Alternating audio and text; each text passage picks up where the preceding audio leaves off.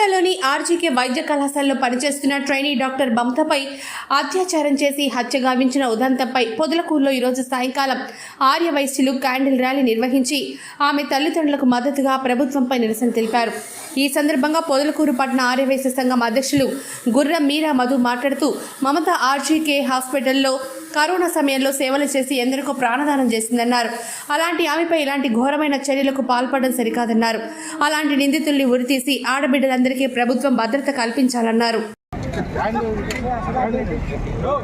నెల 9వ తారీఖున కలకత్తాలోని ఆర్జీకర్ మెడికల్ కాలేజీలో trainee PG lady doctor Chiranjeevi మమితను కొంతమంది ముష్కర్లు మానభంగం చేసి హత్య చేయడం జరిగింది. కరోనా సమయంలో ఎంతోమందికి ఆమె సహాయ సహకారాలు అందించి వాళ్ళందరినీ ప్రాణత్యాగం సహాయకారాలు అందించి ఆమె సేవలు చాలా అభినందనీయం.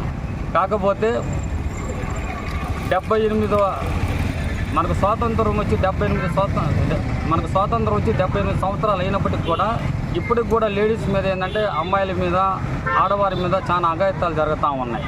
కానీ దానికి ఇప్పుడు ఈ మమిత మీద ట్రైనీ డాక్టర్ మీద అఘాయిత్యం చేసిన నిందితులను